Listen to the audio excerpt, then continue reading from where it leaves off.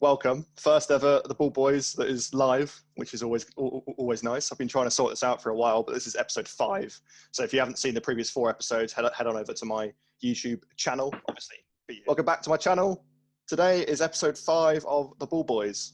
We'll be looking at games such as Leeds versus Aston Villa, Liverpool, Sheffield United, West Ham, Manchester City. At the moment, we don't have Alex with us, so it's just me and Adam. Alex will be joining a little bit later, so just stay tuned. He will eventually come. The episode is already much better. Oh yeah, 100%. But yeah, anyway, jumping straight in. We've got Leeds versus Aston Villa. Leeds winning 3-0. Let's not Patrick Bamford. Yeah, exactly. Patrick Bamford, absolute beast. Hat-trick. I thought it was going to be a flop this season, but a lot of people did. He scored. A lot of people did because he wasn't great in the Championship last year. He was quite average. So he came into the Prem and everyone was thinking he's going to be worse than average, and he's actually been really good. He's been banging them in. And he wasn't particularly good with Middlesbrough when they were in the Premier League either, was he? No. But yeah, so pretty good result, especially considering Aston Villa were on a perfect streak before this game. For the first half, it was a very close game, I felt. But once Bamford got those first 2 goals in, Leeds started pulling away with it, and the goal line clearance as well from Luke Ayling was absolutely wonderful. Definitely. He's proven his worth to the squad. He definitely has, yeah. He has been for quite a few years now, actually, for Leeds down in the Championship. Mm-hmm.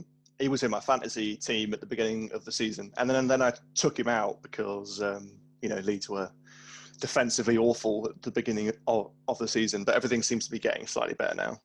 But anyway, Alex, we're currently talking about Leeds versus Aston Villa, if you've got any opinions.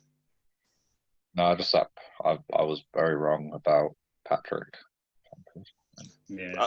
Us two were just saying the exact same thing. We just said that. And to be fair, Mings absolutely gifted one of the goals, man. Holy moly. It's a shame because Mings has been so good for Villa. I think you jinxed it, mate. Probably have, yeah. Alex, before we continue, can we just appreciate the fact that Adam is not delayed to hell this week? It's crazy. Yeah. I'm a part of this for once. I'd like to think you were the audience member we had. Are we live there? Yeah, we Sky are. Wi-Fi. Shout out to my mum. So yeah, that propels Leeds to 6th in the table, and now Aston Villa are 3rd, just behind Liverpool by 1 point, but they still have a game in hand. So if they keep banging on, they might get Europe. Who knows? They might, yeah.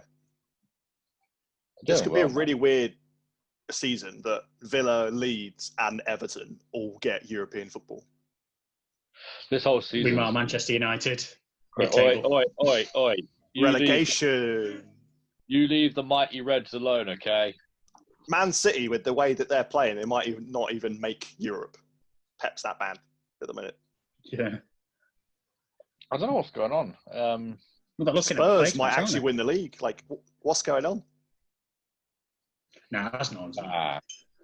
They're in a much better position than City and Man United and Arsenal at the minute.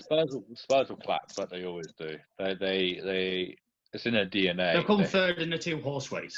But they do have Mourinho, so I think Mourinho will propel them into a Champions League place, at least. They do have Jose, that is true. And then when it inevitably goes all wrong and, he doesn't get his Premier League victories, it'll be downhill like it was when he first started there. Anyway, we'll get on Spurs later. Move on to the next game. We have West Ham versus Manchester City. That Antonio goal was beautiful. Oh, it was such a nice goal. Really vital role, isn't he? Really vital role. He's playing so well for West Ham. I mean, it's ridiculous how they brought in Sebastian Haller for 40 million to replace Antonio, and Antonio is just like, my place, pal, my place, because Haller's done nothing. I still think Haller would do better, but like I said, when he was at Frankfurt, he was better behind Djokovic, and he needs to work in a 2-man system. And Antonio's almost the opposite of that. He likes working in a 1-man system. So what do you do then? You have to play the man in form. You have to play the guy who's doing it at the end of the day. And Haller's unfortunately the one who has to be on the bench. I think we'll see him move this summer anyway. But Moyes isn't doing too bad this start of the season. He's made a West Ham defence look good when they're barely above average. I almost feel like we're seeing the Moyes of old when he was at Everton. Yeah.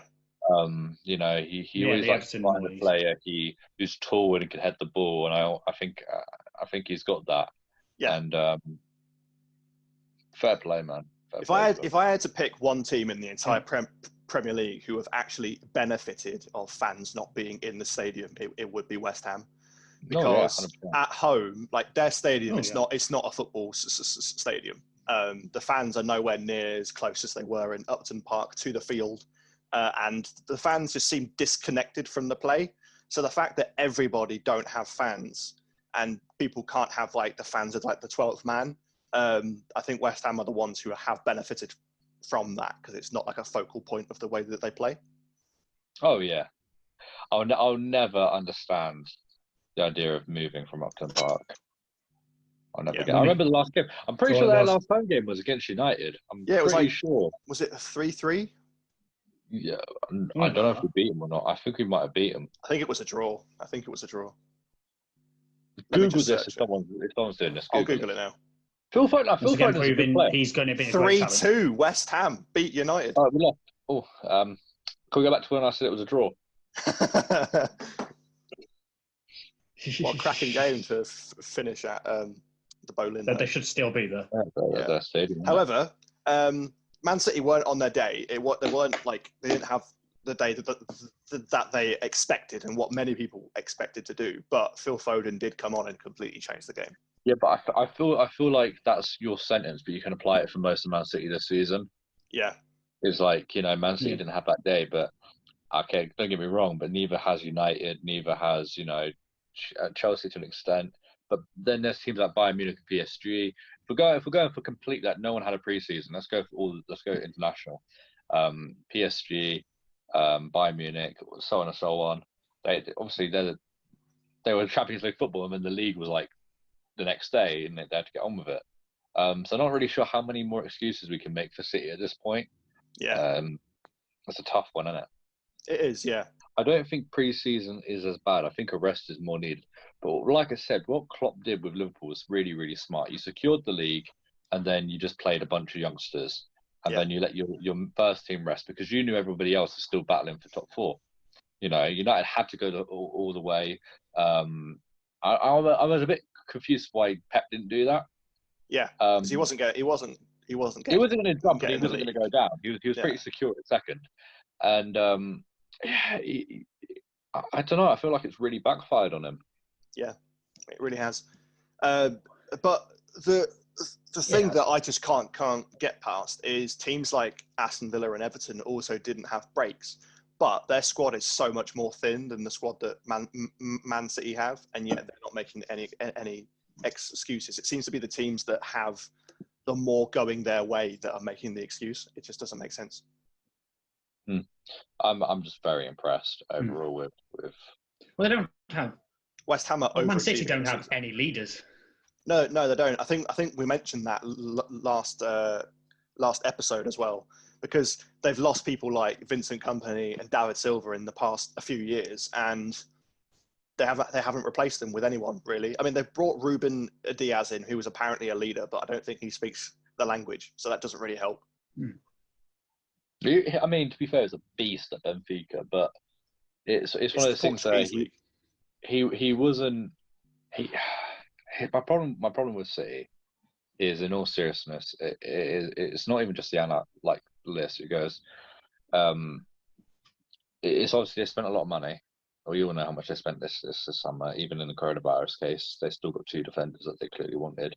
But I don't understand why they went for, when you got more money than sense. Yeah. I don't know why they went for Ake when it just baffles me. It just baffles me when they went for Ake. They bought 2 defenders for a combined total of 100 million, and they're only playing one of them.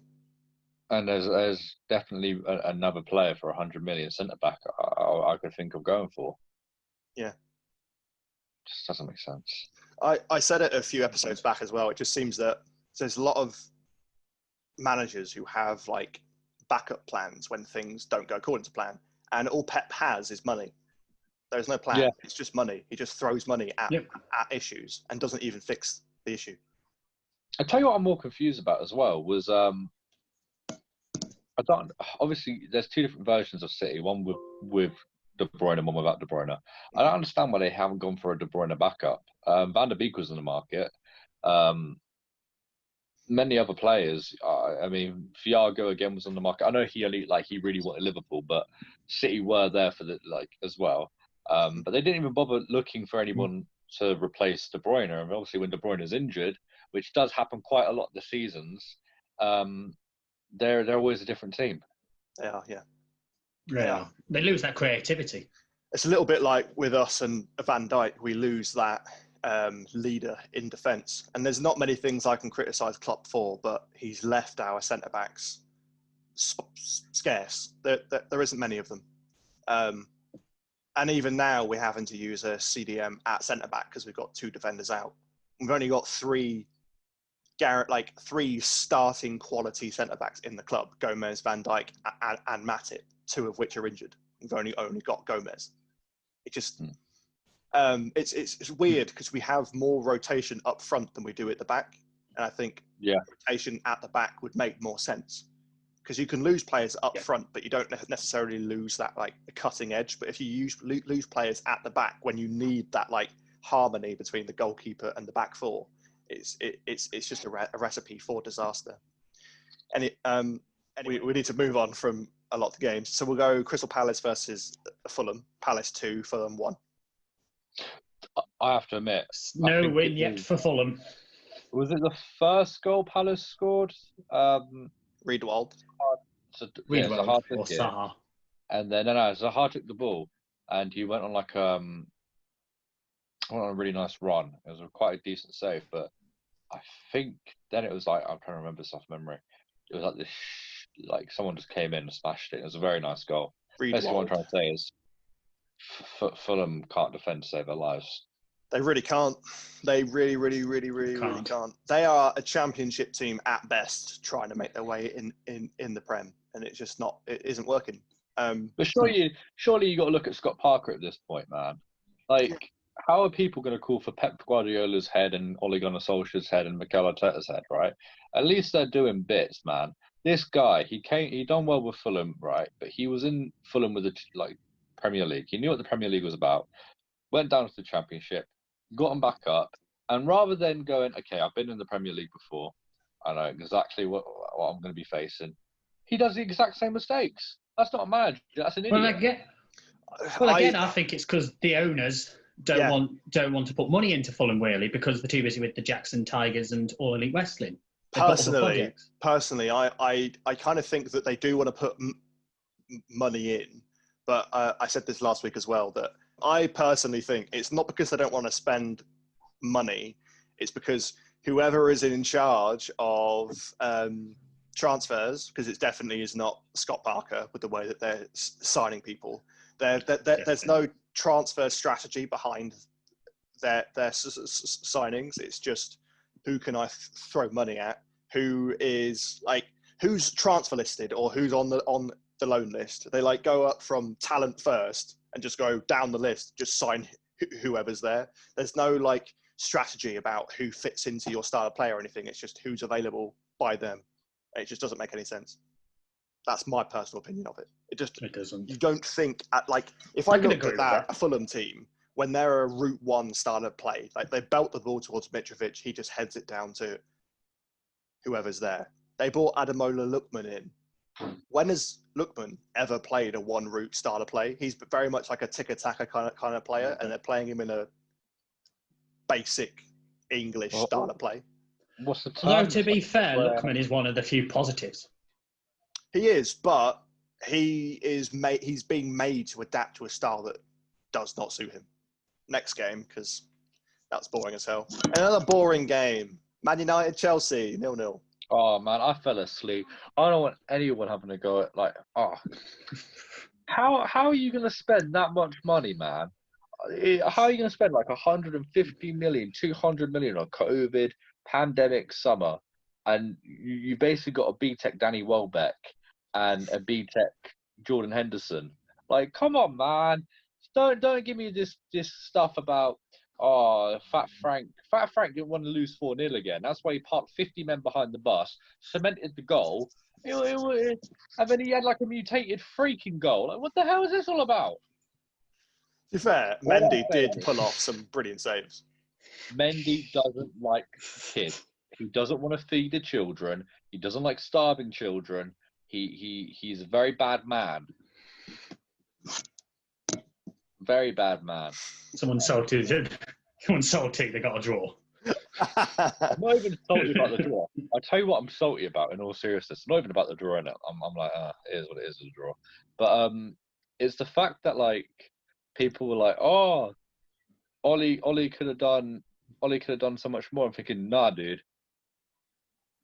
The amount of people they put under, like, even in the 4-0 game, right? Even in the 4-0 game where we won 4-0, Chelsea actually looked like a better team. Like, they looked like the better team. It should have been 4-0. It should have been at least like 3-2, 2-1. I don't know. Maybe even Chelsea might have beaten us. In this game, I can actually say United played better in it. United played the better possession. They were better in tackling. Apart from the Maguire bit where he thought he was the Undertaker and decided to choke slam someone. that was a pen. That was a pen. Another VAR mistake. missed that. It was a joke, you know. I don't think it was even VAR at this point. I think at this point, it's just whoever's behind the issues, isn't it? Like, VAR is saying it's like almost like a software issue. Oh, the machines are broken. Like, I always think when I think of VAR, I think of like the was it Sheffield United versus Aston Villa game where the goal line wasn't working? That's what I think when we say, oh, VAR wasn't working. I feel like, you know, they're talking about a technological issue. I don't think it's a technological issue anymore. It's an idiot behind the screens. Yeah, I've always thought that. I'm not blaming the actual technology because I back VAR 100%. It's just the absolute numbnuts they've got working the technology. They're just so thick. Like, us three could do a better job than them. To be fair, United would have 100% more penalties. Well, we actually understand the rules on like English refs. Oh yeah. Next game we've got Liverpool versus Sheffield United.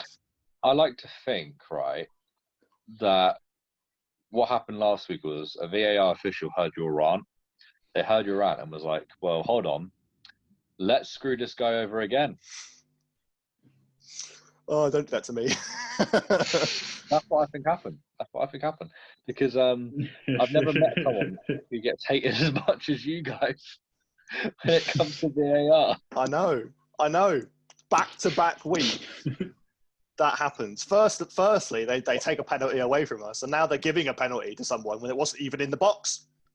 I think Liverpool had a good resolve to get back from a decision like that. I think a decision that goes against you when it clearly, number one, it wasn't even a foul, he won the ball. Number two, it wasn't in the box. If a decision goes against you this often, as it has been against us, you can kind of forgive a team from like crumbling, but we had the resolve to recollect ourselves and get past that Sheffield United wall and win 2-1. You look at it on paper and you think, how have Liverpool only just scraped past Sheffield? But I see that as one of our best wins this season. Ramsdale's a bad keeper. I'll keep up this agenda until he's gone. Oh, he is. He's an awful keeper. He is absolutely awful. Trent nearly chipped him from halfway line. He did, yeah. That's just embarrassing, man. Like that's really embarrassing. Like really embarrassing. Like bad. Sheffield's defending. It's not good, is it? Sheffield's defending on both goals. Like both Mane and then Jota were just able to stand in the middle of both centre backs and just go, yeah, I'll header that, thanks. One VAR decision they got perfectly right was the Mohamed Salah goal. He was offside. You think? It's very obvious that he was offside. Yes. But that finish was sublime, and that pass from Trent to get him in as well was just perfect. Such a nice goal. Yeah. That game was a potential banana peel, and we got past it pretty well. Next game, this time, Adam cannot be up his arse for scoring goals, but getting assists. Danny Ings, Southampton 2, Everton 0. Danny Ings. I do have to say though, I think VAR tried to fix a mistake they made last week with Pickford and just sent off Digne for no reason because that wasn't a red. Just That's what bang, isn't it? Ancelotti said, isn't it? Yeah, Yeah, but he's only suspended for one game now. I know, but it's not a red. No, it's not. But it's also really funny. Oh yeah, 100%. Like Adam's done those Oh, tackles to us, man. Yeah, he smashed up your knee when he did that to you. The North remembers. From the Midlands, you dick. The Midlands remembers. James Ward-Prowse again. I'm so I glad think he's come back. he's so good, isn't he? Yeah. I think he's brilliant. He's young, versatile, and exactly what England need. Shame that Gareth Southgate's going to completely overlook him as he does every other good player that we have. Gotta get Eric Dyer in the team. Fucking Slaphead FC. I'll score one pen as my only good thing I've done for this team ever. And everyone licks his ass. Mason Mount, boy. Oh.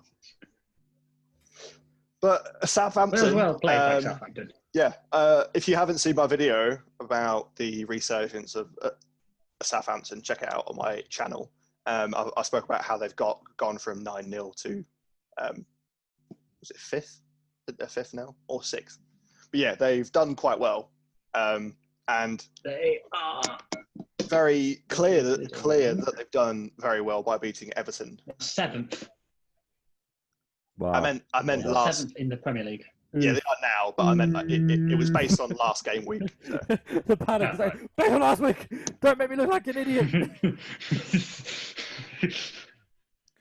I would like to report that. It's fine. It's his channel. He can just edit it out. Wolves won, Newcastle won. I'm just surprised Newcastle. That was a bit of a boring game, to be honest. It just left it so late to score a goal, didn't they? I like I say, Newcastle is one of those teams, isn't it? Like they're there to exist. I tell you what, man. I don't know why. I feel really bad about Newcastle, but everyone goes to me, Newcastle always play like they have like 20 away games like everybody else, whatever. Nah, man. I guarantee you, even though they're away this time, they were home. There's something about Newcastle. I'm convinced they play every game is a home game. I'm sorry. Why are you convinced? Man, I just know it's the truth. Crying out loud. You know, Wolverhampton's nowhere near Newcastle upon Tyne, like quite far away from each other. Hey, can I have powers to kick Adam? No, I'll kick you from the chat. I'll kick you, pal. Please don't, Daddy. Don't want to be kicked, man. Oh It's God. football, though. You're the ball. Oh. We've only got 3 games left, but the next game is Leicester 1, Arsenal 0. Who's Leicester? And Jamie what does Vardy he is. want? I mean, yeah, Jamie Vardy is Leicester, man. All joking aside, he has some weird superpowers. When he leaves, Leicester are gone. Mid-table. Mid-table. Leicester are getting relegated, man. Theory, Vardy is Benjamin Button. Yeah. Or he ages. You know what he does? He reminds me a bit of like Robin, isn't it? They got better towards the end of their careers than they did. Yeah, just so weird. Yeah. Weird. It's what happens when you come from non-league football. You just have that fitness. But where's Adams? I'm a goalkeeper. We don't need it. We just jump. That's all we do. And I'm 5'10", so you just chip me Was it that anyway. guy? There was a guy against Arsenal, weren't it? That guy who just like ate the pies or some shit. Oh yeah, Wayne. I can't remember his last name. It was Wayne something. He put a bet on it. Like he got fined for it, and he got sacked from the club. Wayne Shaw or something, I think it was. What a lad! He put a bet on it, like him eating. Apparently, there was a bet for him eating a pasty, but yet he ate a pie. So it's technically not a pasty, but yet they fined him and sacked him anyway, even though he didn't win the bet. Poor bloke. It doesn't make any sense. There was like a massive screwed over petition to get him back in as well. No, you got screwed over, man. Oh, He That gets mate. screwed over, yeah, 100%.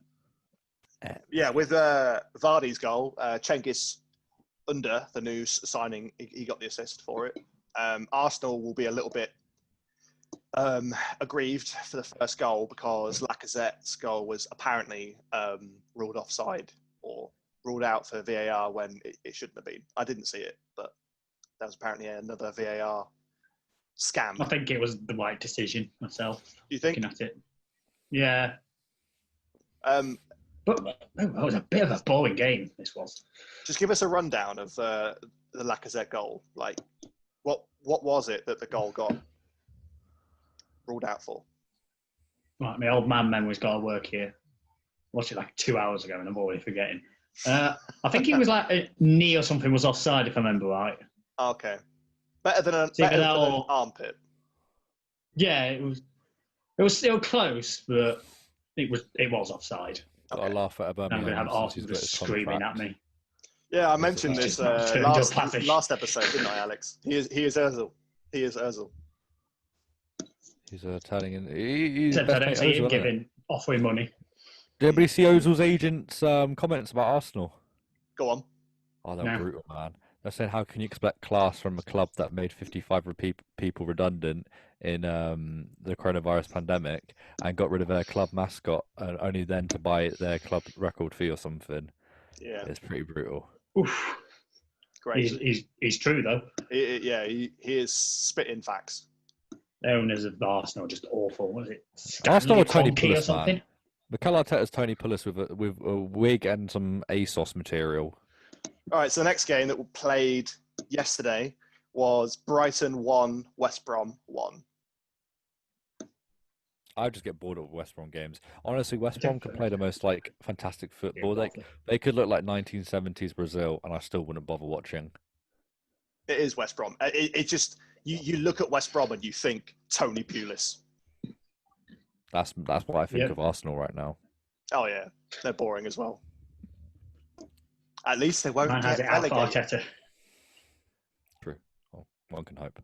One can hope, yes. I mean, I also hope United get I relegated. hope but- straight away, straight up. Yeah,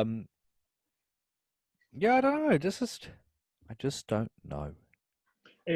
I didn't bother. It's West Brom. They don't play very particularly interesting football. No, No, they I don't. think after I think it was like two. No, it must have been like last week. I just gave up watching their games because I was like, dude, there's something about football where, and also this is something about Brighton. How are Brighton always feared as an attacking team? Right, this is what annoys me in it. Everyone goes, "Oh, Brighton's this really attacking team," yet they're the most non-threatening attacking team I've ever heard of. Yep, a lot of their goals don't even come from their own players. It's just own goals. Like, don't get me wrong. Yeah. I did think we would see them struggle a little bit with Dunk being out of action, but it wasn't as bad as I thought it was going to be, and Yeah, they've still got a decent defense with Ben White and so on. I mean, is it Lapity? What was his name? Lamptey, Tarek yeah, Lamptey. Yeah, they've got a decent squad, isn't it? And They do, yeah. just we've got to see how it goes. Just got to see how it goes. Yeah. Yeah. Yeah, I don't know. I think Brighton are an exciting team to watch because I think personally Graham Potter does play a decent style of football. I just think for his style of football to be as effective as he wants it to be, he needs better players up front because more pay is good, but that's all they've got. Not got anyone else. Like they're using Leandro Trossard as like a utility man just behind the striker. He kind of works. But then they've got a Solly March, who I think is a pretty good attacking player, and they're using him left wing back, and it just doesn't work. Like it's putting their defense in jeopardy by using an attacker as a wing back. Like it doesn't work for me. Not my personal cup of tea. Yeah, I think you're right. Alex had an opinion on this one. This is the last game of the week. It's the fact that every single time Tottenham play Burnley, Son Heung-min always seems to score. I did actually say that. Yeah. I did as well. Yeah, no, I said that right before, didn't I? Yeah. I said, well, I honestly think like Burnley and Spurs, they seem to play each other like 20 times a season. Oh yeah. and Son always seems to get a goal. yeah. But I have to admit, Harry Kane and Son, as much as it pains me, they are absolutely phenomenal together, They and really are. probably the best duo in the league, They are if working not well the best together. duo in the world. Yes. Like, they are absolutely phenomenal. I don't know what Harry Kane's been taking, but he's been smoking some sort of Paul Scholes, Steven Gerrard, Frank Lampard drink, and he's become an absolute phenomenon. He has. And Son, I mean, Son's always been good, but this season, I honestly think Son's a contender for Player of the Season already. He is absolutely phenomenal. He is exactly that Mourinho type of player that Mourinho loves to thrive on. The fast, pacey wingers who can cut in, get into positions. And what I like about Son is not everything has to be really complicated with Son either. Like, Son can sometimes just score the tap in, and sometimes Son can score the occasional banger. But I just a crazy amount of ability between those two and understanding, and obviously years and years of partnership. This is what's happened, and obviously when you have a mind like Mourinho's where he thrives on connecting, fair play. I personally think this season, Player of the Year is going to be Son. In my personal opinion, it's between Son and Kane at the moment, but I think Son is just going to edge it. Young Player of the Season, I kind of want to stick to my normal, as my original option. That was Tarek Lamptey, but I'm not entirely sure anymore. I think I'm not either. Young Player of the Season would probably be Dominic Calvert-Lewin. He still does qualify because he's not 24 years old yet. So he qualifies. I think he'll be Young Player of the Season, and then Son Heung-min will be Player of the Season. I think I had Mason Greenwood, but with everything going on and Greenwood not even playing at the moment, it's just wow. And I think Manager of the Year is going to be Ancelotti by getting Everton to like 5th or 4th. Someone in that top 4 is going to drop out. I don't know who. At least 2 teams in the top 6 are also going to drop out, in my personal opinion. I just don't think. I think that that gap that has been between 6th and 7th in terms of finance. How big that gap was years and years and years ago. It's slowly starting to seal. There's not that gap anymore. I like it. I'm liking it loads. It used to be so boring. That's why Liverpool, Man United want out of the league. It is, yeah, because they want to win all the time. This whole European Super League thing, I don't like it because there's no like promotion or it's awful relegation in it at all. They're trying to make it. Go on. They're trying to make it like American football and Major League Baseball and the MLS. Yeah, I mean, we're not an American sport. Yeah, my opinion as well. If you're playing in this European Super League, as it were, and you're touring the world, going to different places to play your team. If you're Liverpool and you play in Miami, Milan, and Paris, Moscow, all these places, you're not Liverpool anymore because you're not tied to one place. You're just everywhere. You're not Liverpool. Yeah. Same with Man United, same with Madrid, same with Barcelona. You're just a thing. You're a club, but you're not a combination of effort to there's no identity or culture there. Yeah, it's not my thing. Yeah. Before we end, can I just ask you guys who you think is going to finish top 4? Most notably, who do you think is going to win the league? I still got money on Liverpool winning the league. I just think they'll do it. I think it's going to be Liverpool. I mean, I think we're going to see Spurs in second place. Yeah. Okay. Yeah, I think it'll be Liverpool, Spurs, Everton, United. Man City to drop out. Okay. Yeah. Yeah, I think what will happen is their run of form is going to continue, unfortunately, until De Bruyne gets back. And by that point, I think they're just going to get rid of Pep and it's going to cause a whole reboot.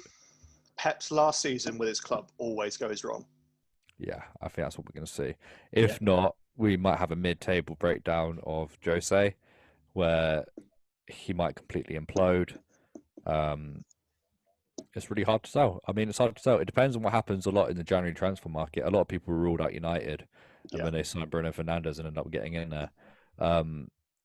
It just really depends. 6 games, I mean 5 if United and City. It's hard to tell, man. It really is. You never know what you're going to get. Yeah. Adam, who's your top four? I think Liverpool will win the league. Okay. Because I think they just seem to be the better team so far this season. Then I think Man City will come second. I think there's too much talent in that squad to not finish in the top two. Then I think Everton will get third. And I think Chelsea will get fourth. I think Man United is going to just drop out. I think they'll be fifth. I think It'll if be they go quite fifth, close. we will see Ole Gunnar be sacked. I think so too. Because Yes, now you're back in Champions League football, you want to stay there. Yeah. Going into Europa League would be going backwards. Yeah. For me, this is like an Glazers, update. isn't it? This is like an update for my Premier League table predictions. Because let's be honest, whoever does a Premier League prediction at the beginning of the season is never, ever, ever right. Because teams overperform, teams underperform. It's just the way it is. Challenge accepted. I want to come back to this clip next year when I get all of them right. What, your top four? It's not happening. Because City aren't going to be... Who's laughing at me? I heard laughing in the background. I heard a laugh as well. I'm not sure who it was. Probably on Adam's end. I think it was my mother. She Oh, think my your joke opinion's wasn't that trash. bad, man. Your opinion's She trash. didn't even hear you, and she thought it was that funny. United trash. All right, for me, Right, well, I'm leaving. Goodbye. my picks would be Liverpool to win the league. Of course, I'm going to back my team to win the league. Second place, Man City. Just like Adam, I think there's a little bit too much quality there. I know I shaft them quite a lot, but I think the gap between second and third is going to be a lot slimmer this season. Spurs are going to finish third. I think third and second is probably going to go down to the wire between Spurs and City, so it could end either way. Fourth, I think it's going to be Chelsea, and I think Everton are just going to miss out on top four. But I think Europa League is still good enough for Very Everton. good. They've not been in Considering European where they football were for a long last time. season. Exactly, they've not been European football for so long. But he's in transition. Carlo is. So you can't expect results straight away. And if Everton fans are going to call for his head if he finishes fifth, then football is by all means corrupt. I know they won't. They won't. Everton have waited so long for a team that's good. They're willing to wait. Yeah, An I extra season. hope they are. Yeah, but anyway, that marks the end of the Ball Boys. If you like this video, please like, comment, and subscribe. Hit the bell notification to be notified whenever I upload, and I'll see you all in the next video. Peace. Peace.